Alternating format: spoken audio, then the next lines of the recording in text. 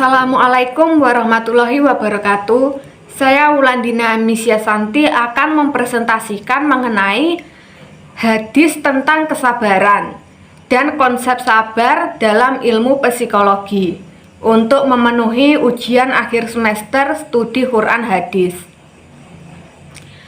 Rasulullah Shallallahu Alaihi Wasallam bersabda demikian tersebut, yang artinya barang siapa yang sabar akan disabarkan Allah, dan tidak ada pemberian Allah yang paling luas dan lebih baik daripada kesabaran. HR Bukhari, Muslim, Ahmad, Tirmizi, Nasai, Abu Dawud, Malik, Ad-Darimi. Dalam Islam, orang yang sabar adalah orang yang memiliki akhlakul karimah atau akhlak yang baik. Sabar adalah suatu sikap menahan emosi dan keinginan serta bertahan dalam situasi sulit dengan tidak mengeluh. Kesabaran dalam ilmu psikologi. Sabar merupakan kata yang mengacu pada nilai sabar yang merupakan salah satu nilai positif yang diyakini oleh masyarakat secara umum. Dalam penelitian yang dilakukan oleh Subandi, nilai sabar merupakan nilai yang dianjurkan oleh banyak agama dengan beberapa variasi dalam detail penjelasannya. Penelitian yang dilakukan oleh tim UHAMKA menghasilkan konsep psikologi kesabaran untuk menjelaskan perilaku yang sesuai dengan nilai sabar. Psikologi kesabaran merupakan konsep yang mengacu pada kompetensi seseorang. Adapun kompetensi tersebut adalah kemampuan individu untuk menjalankan nilai sabar dalam kehidupan sehari-hari.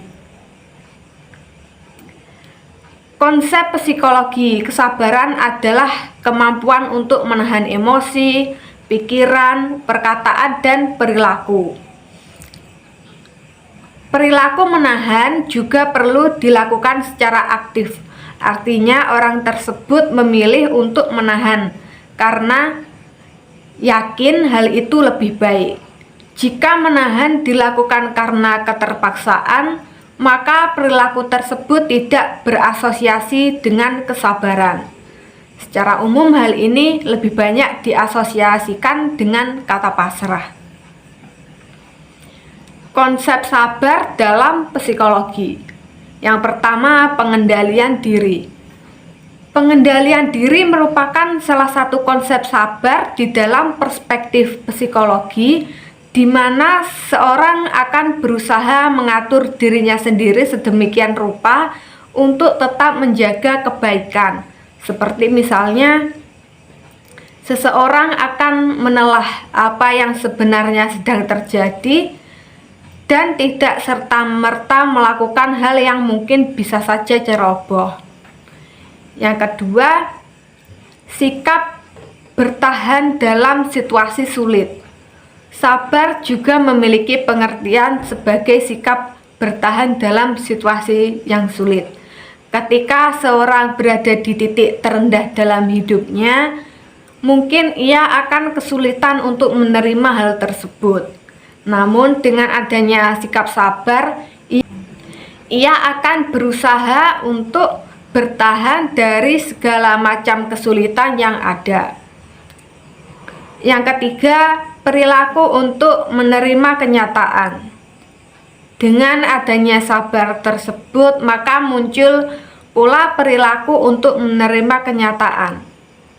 Kubler-Ross juga terkenal dengan teori berdukanya, menyebutkan bahwa ketika kenyataan berbanding terbalik dengan harapan, seorang bisa mengalami respon berduka.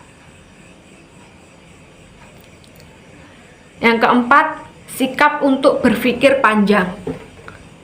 Sabar juga mampu membuat seorang untuk berpikir lebih panjang lagi. Apa yang sedang dihadapi, ia renungkan terlebih dahulu dan memikirkannya dengan pikiran logis. Yang kelima, sikap gigih atau tidak putus asa. Kesabaran juga akan menumbuhkan sikap gigih. Gigih di sini tentu saja memiliki arti sebagai perilaku yang tidak putus asa. Seseorang akan menjadi lebih cepat untuk bangkit dan mengupayakan segala hal untuk bisa memperbaiki keadaan sulit yang tengah dihadapi. Sikap semacam ini biasanya akan menjadikan seseorang menjadi pribadi yang lebih tangguh. Yang keenam, sikap tenang, tidak terburu-buru. Seperti yang sudah dijelaskan dalam poin sebelumnya, kesabaran akan membuat seseorang memiliki sikap untuk berpikir lebih panjang dan matang. Ini juga akan menciptakan kepribadian yang lebih tenang. Seorang akan berhati-hati dalam mengambil sikap yang bisa saja membuat ia semakin terjebak dalam kesulitan. Walaupun semua juga tergantung pada sifat dalam psikologi masing-masing individu. Yang ketujuh, sikap memaafkan. Karena sikap menerima kenyataan sudah bisa dilakukan oleh seseorang, maka melalui kesabaran, seseorang juga bisa memiliki sikap memaafkan. Sebenarnya konsep sabar dalam psikologi ini menjadi hal yang cukup positif, mengingat jarang ada orang yang berjiwa kesatria mau untuk memaafkan terlebih dahulu. Terkadang memaafkan bukan berarti kita kalah, tetapi lebih untuk kebaikan diri sendiri. Yang kedelapan, sikap ikhlas. Sikap ikhlas juga merupakan cerminan dari individu yang mampu menerapkan sikap sabar dengan baik. Konsep ini tentu saja selaras dengan berbagai macam poin yang ada sebelumnya. Keikhlasan dan kesabaran tidak serta-merta membuat seseorang menjadi pasrah dan tidak mau berusaha. Dua hal ini akan membentuk individu yang memiliki poin lebih positif. Yang kesembilan, menahan emosi.